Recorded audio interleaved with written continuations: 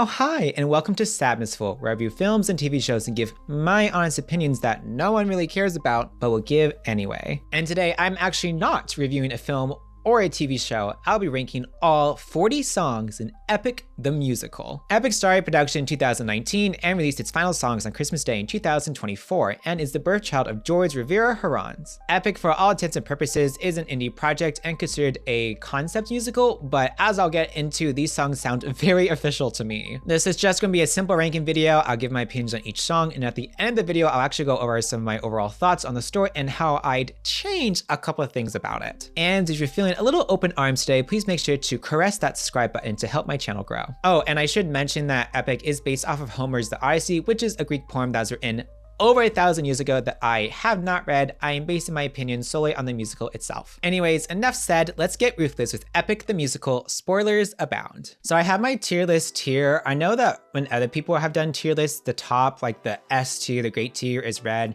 and the bottom not so, like we don't like tier, is green, which I thought was weird because usually green is like good, go, and red is like bad, don't go. So I switched it. I hope no one comes at me for that. My tiers are love, absolutely love. There's nothing wrong with these songs. I then have great as in they're almost perfect, but not quite in the great tier. Good is like, it's a good song. I like it. Okay doesn't necessarily mean the song is bad in my opinion. It's just, it's okay to me. It's not my taste. It's getting border on like, I will sometimes listen to it. It's not really my cup of tea, but whatever. Skip is self-explanatory. I just skip it and I don't listen to it. Also, I should probably emphasize that I am not a composer.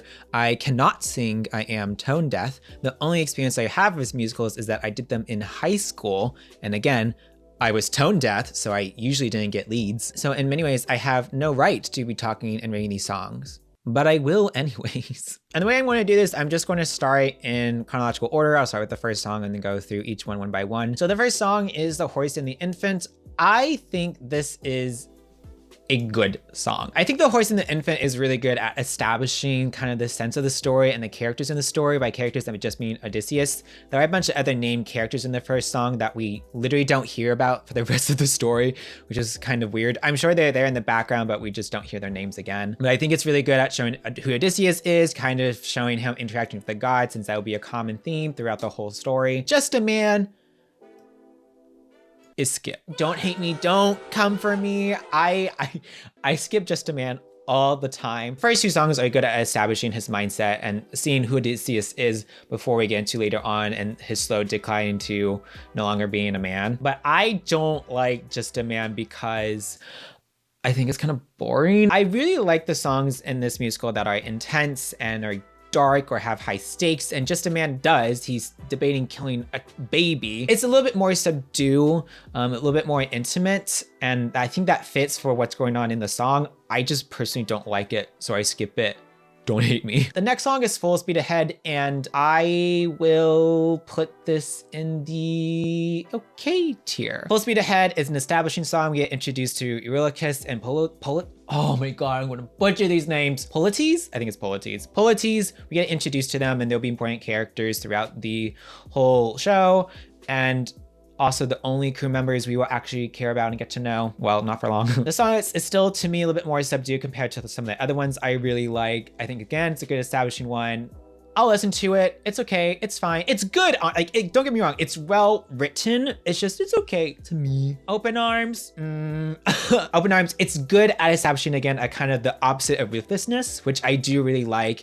And it does show how Odysseus is kind of somewhere in the middle and kind of does show where he starts in the beginning of the story. And again, he'll eventually waver from that and go closer to the ruthlessness end of this linear timeline thing that I just created. I personally don't like Open Arms because it's just a little too happy for me. And also Polites, I knew he was going to die. I didn't have to know anything about the story to know that, okay, Polites is going to die. This is like a clear death flag, this entire song. So because of that, I was like, okay, I see what's coming. But I mean, again, it's fine. It's a fine song. I didn't realize I didn't really like most of the opening Saga songs. Oh well. Warrior of the Mind. It's a good song. It's where we first meet Athena, and Tegan Early, who's the voice of Athena, is the best thing in the whole musical, and I will die on that hill. She has such a powerhouse voice That said, this song, it's too happy for me, okay? We're going to get to the dark stuff, but it's still a little too upbeat for me, a little too like, yay, we're the mind, like we're being friendly, blah, blah. It's like,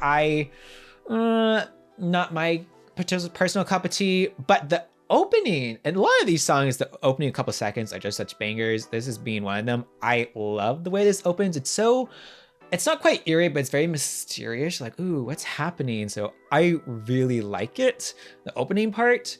But overall, it's very similar to My Goodbye, and I like it more because in My Goodbye, the stakes are higher. So it is in the good tier. Next, we are off to the Cyclops saga with Polyphemus. Polyphemus. It's the name of the Cyclops, I think. I did try to look up how to pronounce this, and I couldn't find a good pronunciation. This is also good. I do like this song a lot. I think the underscore of the Cyclops is very unnerving, and I really do like that. It's also pretty intense. We're starting to get into, I mean, we did have a big battle in the beginning with the horse and the infant, but this is where we truly see Odysseus confront a monster and one of his many battles we have later to come. It's not great for me because I think the Cyclops voice is a little too edited, if that makes sense. Like, it's kind of hard to understand. I know he had like a different version of the song for a while before he redid it, and I could hear the Cyclops better, his words better. It's really too hard to hear. There's like too much going on with his voice to make it sound like a monster, but it's almost a little too much in my humble, unprofessional opinion. But I still like it. I think it's a good song. Survive. It's good. Survive's a good song. I like it. I'll listen to it. I thought I would have a song in Love or Great at this point, but I don't. It's a good song. Nothing more to be said there. Remember Them. It's also good, but I'm gonna put it in front of Survive. In fact, okay, I want to, yeah. Yeah, that's better. I like it. It's fine. This is where we first get introduced to a common chorus piece that happens all the time, and I'm going to attempt to sing it, so cover your ears. It's at 3:30 and the song goes, whoa, oh, oh, oh, oh, oh. I'm not gonna like listen to that in post. It's that melody that we'll hear a lot throughout the song, and something about it I love. I really, really like it. It gets stuck in my head, and this is the first time we get introduced to it. So for that, Remember Them is a little bit higher on the good tier. My Goodbye, love My Goodbye. Athena, Tegan, Early. Oh my God, it's so amazing. I freaking love this song. This was one that just got stuck in my head over and over and over and over again, and it can stay there. I love My Goodbye. I love the stakes of it. It's intense, and everything about it is so epic. Next is Storm. Also absolutely love. 2 for 2 here. I love the opening of it with the vocals. I think it's so powerful, so strong, so intense. I really like the stakes behind it. Everything about it is mwah. I love it so much. And then we get to Luck Runs Out. Okay, Luck Runs Out. I skip Luck Runs Out all the time. And this is, okay, I don't want to be me. And again, this is coming from someone who literally can't sing for shit. I don't like Eurylochus's voice. I just don't. And I don't even think it's the singer. I think it's more of how his voice is edited. I think it's a little too auto-tuned for me, and I'm very, very picky when I hear auto-tune. Again, no experience whatsoever in the industry, but I can sometimes pick up auto-tune voices, and when I hear it, I just really don't like it, and it just sounds too auto-tuned for me. No hate to the singer, absolutely none. I'm sure he's phenomenal. And this is a concept musical, so they probably didn't have like the best recording studio, or maybe there's something like that. For me, because of that, Luck Runs Out goes to the bottom. Moving on, Keeping Your Friends Close. It's a good song. It's kind of one of those annoyingly catchy songs that get stuck in your head, but it's not annoying, so it's just, I guess, a catchy song stuck in your head. I think Aeolus is a fun guy. They get introduced here. It's just a fun, catchy song that kind of sets up the stakes of the bag nicely. That leads on to my favorite song. Ruthlessness is the best song in the whole musical, and I will die on that hill. It's so freaking good. The voice of Poseidon, Steven Rodriguez, is a phenomenal singer. Mwah! I love his gravelly voice. Gravel? Are they the same thing? Whatever, I love his voice. It's very raspy. I think it works for this song. I mean, with that voice, he could be ruthless with me any day, and I would say, thank you. More. I think my favorite part is when the crew members are dying, which sounds really morbid. I just think it's intense. The music is epic. The shouts at the men saying, Captain, Captain, Captain, I think is really intense. I don't care about the crew. We only know about Polites and Eurylochus, and I knew Polites was going to die and he's already dead. Versus the other crew members, like,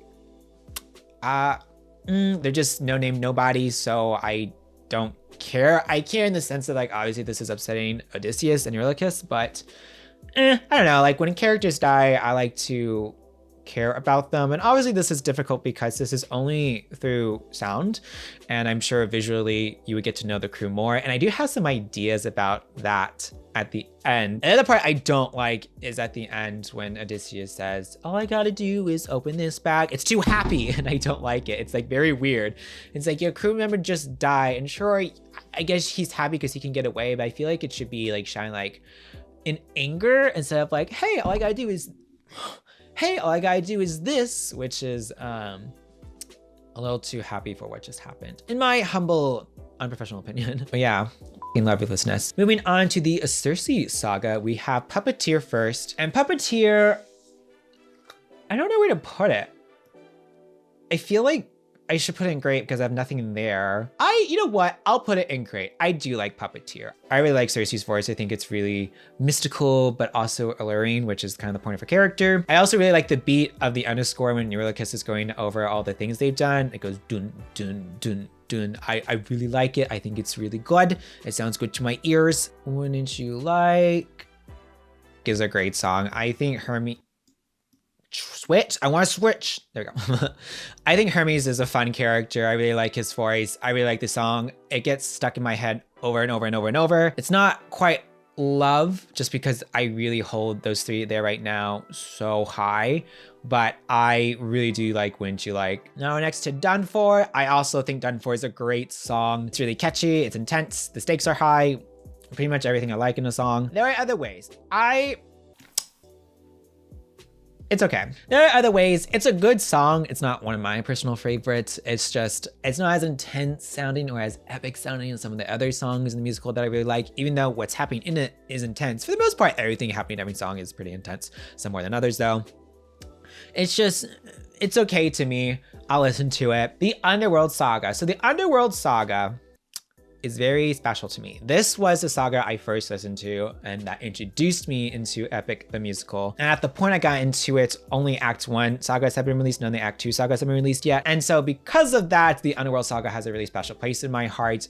It's only 3 songs, it's the shortest of the sagas, and I love them all. Well, I guess not love, because I'm not putting them on my love tier, but I think they're all amazing songs. The Underworld, I'm gonna put it right up there. I love the way it sounds. It's so creepy, and I love that. I think it's so good. I really like the melody of Odysseus singing. I'm gonna have to sing again. All I hear are screams. Na, na, na, na, before I don't know the lyrics. You know what I mean, okay? I love that part. I think it's such a good chorus. The only thing that does bother me is that in the song, the crew say 558 men who died under your command.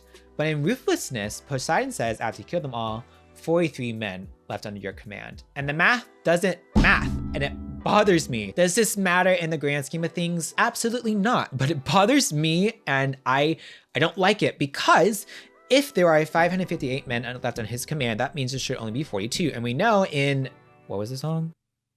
In Full Speed Ahead, Odysseus says 600 men under his command. So technically speaking, there's 601. Odysseus being that extra one with 600 men under his command. So if 558 men under his command died, there should only be 42, which contradicts what Poseidon said. Technically speaking, that extra one could be the baby. Although technically speaking, the baby wasn't under his command, but while he was in command, he did kill it. So I guess maybe that counts. Anyways, that was a really pointless ramble for nothing, but I had to say it. Oh, hi, it's Editing Sab. So George literally made a video explaining this. I just didn't watch it till after recording. So now I look dumb.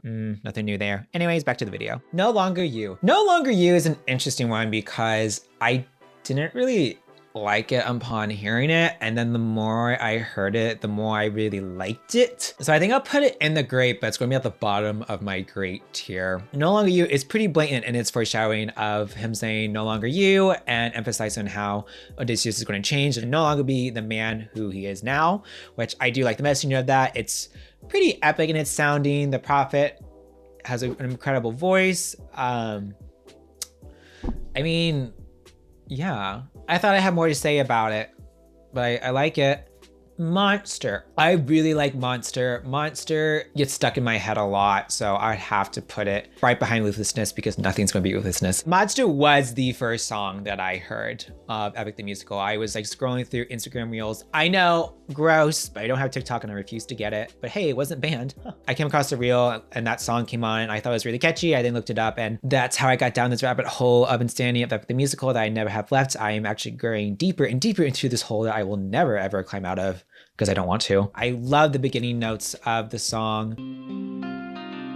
I don't know, it's just so somber, so, it's something that I'm not good with words, and this is an issue for someone trying to be a YouTuber, but the opening notes are very somber, and I don't know, it just makes me feel something that I can't put into words. And that's the end of Act 1 in the Underworld saga. We are now going off to Act 2. All right, next, the Thunder Saga. We got Suffering first, and Suffering, it's good. I think the best part of it are the opening notes. It's such a banger. I don't know why, just something about it, the way it's all edited, it's just, whoa, it's like music to my ears. It's literally music to my ears. What's a better word? Words, why are they so hard? It's annoyingly catchy, even though it's not annoying. It's really good. Should I put it in great? I feel like I should put it in great because it really is fun sounding. But it's a little too happy for me. But it's a great song, but it's good for me. I'm such like annoying. Different Beast. I do like Different Beast a lot. And do I like it more than Suffering? It seems weird to put Different Beast in great and not Suffering. Whatever, I'll put it in great because it's darker and I like the dark stuff. Scylla. No, it's Scylla. Dummy. Scylla's another interesting one for me because kind of like No Longer You, I didn't really like it at first, and then the more I listened to it, the more I liked it. When I got into Epic the Musical, only the sagas up to the Underworld were released, and with each new saga that came out I listened to, I didn't like it at first, and then the more I listened to it, the more I liked it. That happened to literally all the sagas in Act 2. I would listen to it and be like, not my favorite, and then I listened to it more and be like, I actually really do like it. That's why with Scylla and some of the other songs in Thunder, I didn't like it at first. But I do really like Scylla. I think it's great. I guess I gotta put it on behind the Underworld because it is really creepy. I do love the contrast of Scylla's voice and how it's very light in the beginning and then it gets raw towards the end. I really like the vocals of the crew here too. Mutiny.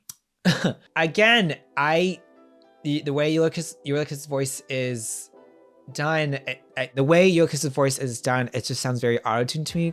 So I don't really like it, but I like the song itself. So I think I have to put it in okay. And I actually like a cover of this version more, which I don't know if that's sinful or taboo or wrong, but I do. It's done by, the cover is done by Emily Evans, who goes by Somniatica,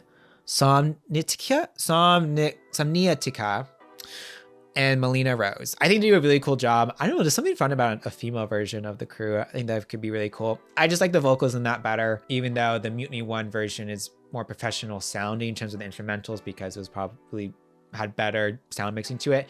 That's the word, sound mixing. I don't know why that took me so long to figure out. Yes, I don't like the way Ulysses' voice is sound mixed. I just don't like it. I like a cover more, which is a sin probably, but there it is on my tiered list. Thunderbringer. Thunderbringer was one I did not like when I first listened to it, but the more I listened to it, I'm like, this is actually really epic. And I kind of really like it because it's Zeus here, and his voice isn't like as epic sounding as like Poseidon's or Athena's, but it doesn't need to be because he's Zeus, and that's very clear behind the actor's voice. So I do like it. I think the guitar is so cool. This is also another one where the beginning notes just really hit for me. Yeah, Thunderbringer is going in the great tier. I don't know if I should put it between, I'll put it between when it, well, it's dark because the crew members die again, who I don't care about. So yeah, I guess, what do I put? You know what? Yeah, Thunderbringer deserves to be in the third spot in the great tier. I'm not gonna kick the camera this time because I actually moved the desk back so you can see my laptop. So the camera's further back, so I can't kick it, but that hasn't stopped me from hitting my mic and the light tripod here. We are now off to the Wisdom Saga, which I will be up front here. I think the Wisdom Saga is probably my least favorite of the sagas. So Legendary, it's a little too happy for me. I think it's a good song. I think it's well composed. it's just too happy. So it's for me. Little Wolf, I do like parts of Little Wolf. I do, especially Athena's. So because of that, I will put it in the okay. I'll put it behind Mutiny. I do find it very funny that in Little Wolf, Temelkus is in his first real fight and Athena is just popping off and singing her lungs out. I find that really amusing. Well, because of that, I might actually put it. No, I'll put it behind Mutiny, which is weird because I like the idea of Mutiny more than Little Wolf, but I just don't like the way it sounds. It sounds so shitty of me to say as a person. So I guess Little Wolf will stay there, but that seems wrong. Just keep it. We'll be fine. Actually, yeah. Hurts me to say because I love Athena, but it's too happy for me and I don't like it. Love in Paradise.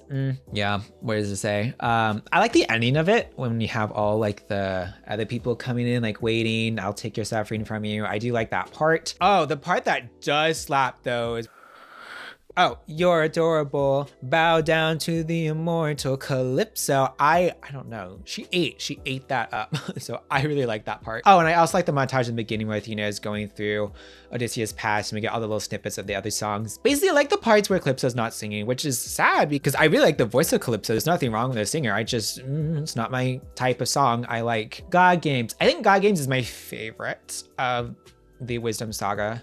So I will put it in good. I like the different takes on each of the gods. They all sound different. I think Aphrodite's and Ares sections are my favorite. Also, side note, the singer of Aphrodite, J. Maya, was on Survivor, and I'm a huge Survivor fan, and I actually saw her on Survivor before I knew about Epic the Musical, which is sad to me because I would have loved to have known of her from Epic and then watch her play on Survivor, but it was the other way around. Needless to say, I was quite shocked when I found out the voice of Aphrodite was J. Maya from Survivor. Now we are off to the Avengance Saga. Not Sorry for Loving You.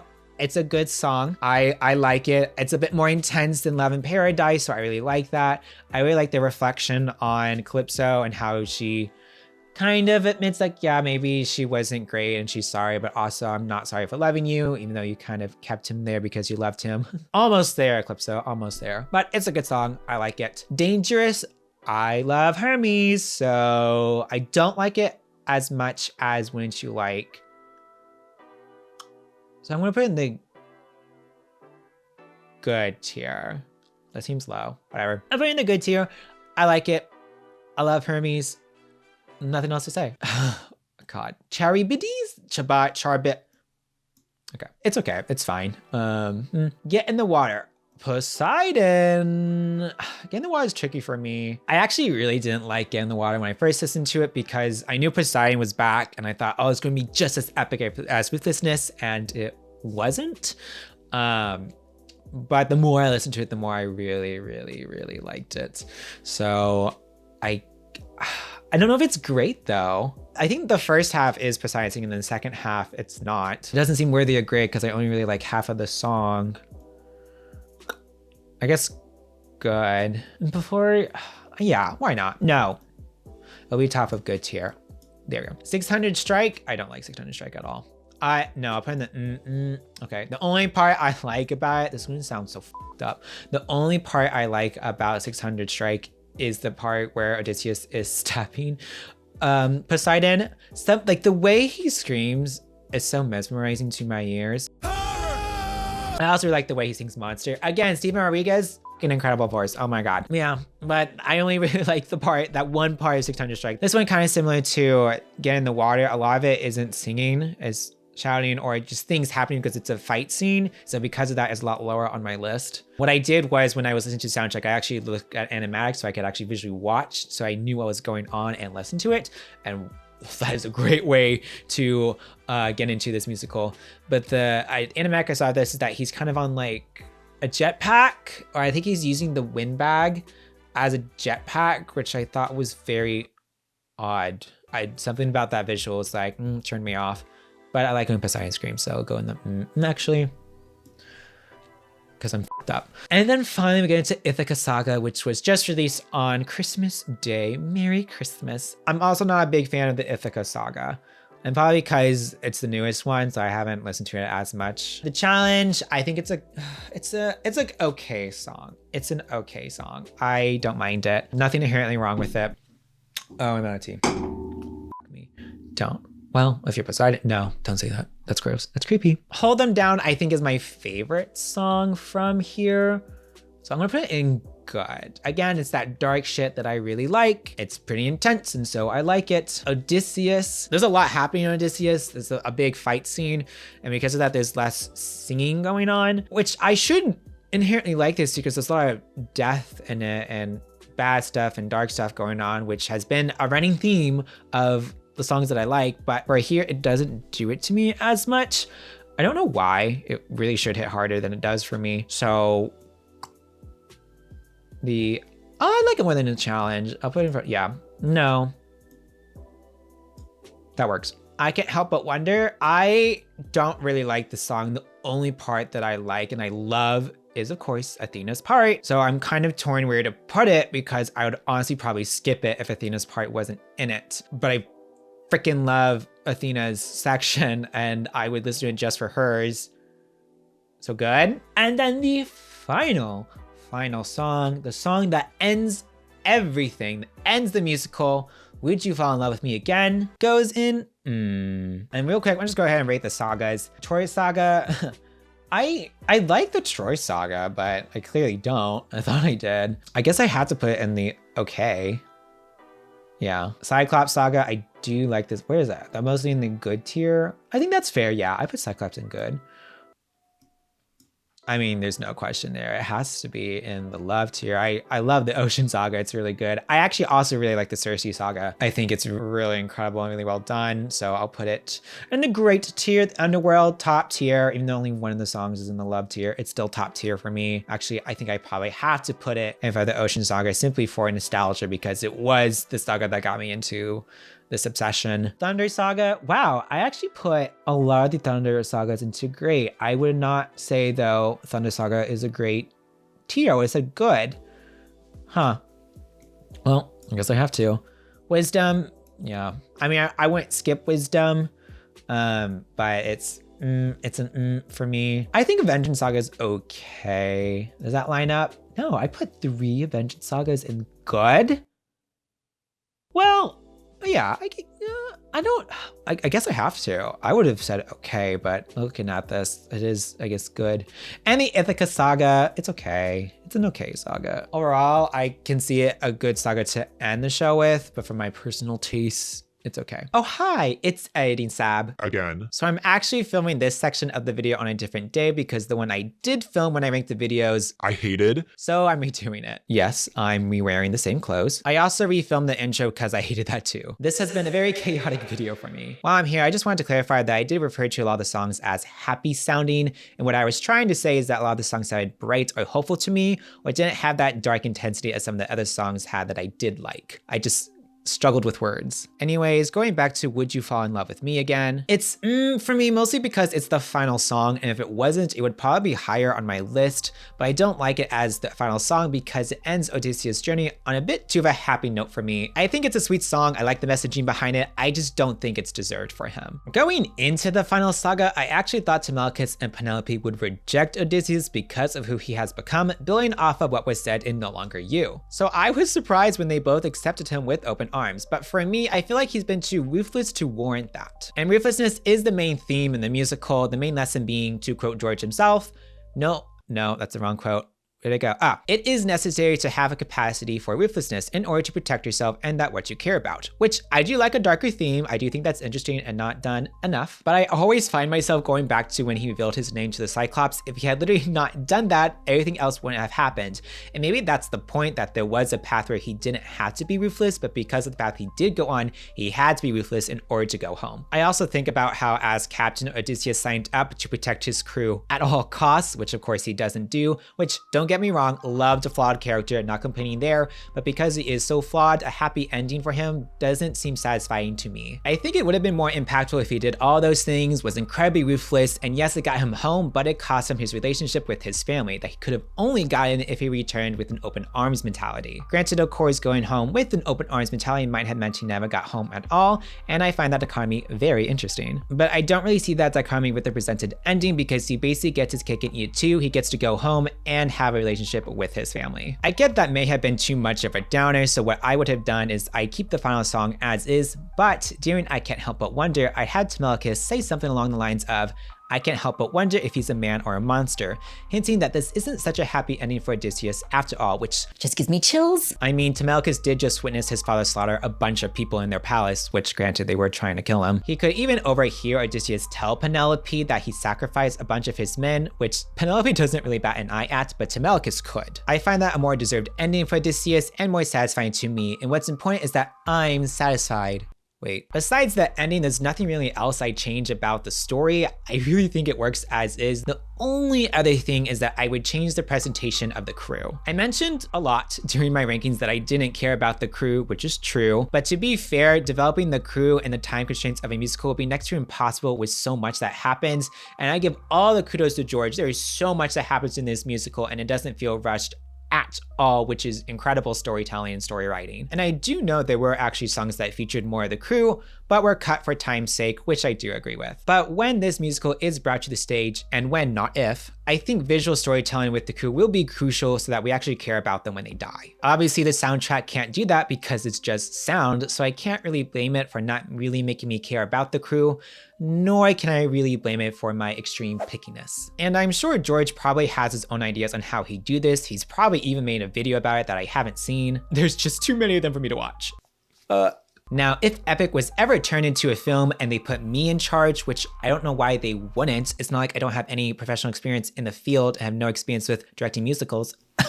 First, I make Epic into an animated film, which I also have no experience in animation. There's just too many non-worldly things that happen in the musical, and I can just see the terrible CGI right now. Oh, I can see it. No, no, no, no, no. And making it animated is a fun callback to all the animatics that have really helped with Epic's popularity. And to reiterate, this is all just a fun exercise. I'm not saying that my changes or my ideas are better. This is just how I would do it. Now, with the crew, there's obviously 600 of them, but I would also create 12 distinct characters, each designed visually to stand out amongst the other background crew members. I'd have them of all different shapes and sizes, maybe even have colorful hair like they do in anime. Most of them could even be the men Odysseus mentions during the first song. And within this 12, I'd have distinct groups. For some reason, I envision a pair of identical twins, which is great because their dynamic is instantly visually established. I had to look at my notes to say that. I also see a trio here, a group here, maybe even a couple. They've been at sea a long time. And you can easily show this 12 interacting with each other in the background, or you can have close-up shots of them reacting to things, or when specific crew members are highlighted, it's from these 12, like the ones who are turned into pigs during Puppeteer. Oh my god, I just realized this cup says Hermes on it, how fitting. What I then do is that every time there's a scene where crew members die, I have someone from these 12 die during that scene. That way, every time there's death, the audience will visually recognize the character that dies so that they can feel the same impact Odysseus does when he loses his crew members. And to me, the crew members are the real victims here. They get screwed over constantly because of Odysseus's and Eurylochus's, oh my god, say that 5 times fast, get screwed over because of their poor decision making. And I do want to highlight that, and I do that with my twins. For some reason, I envision my twins having long, flowing hair.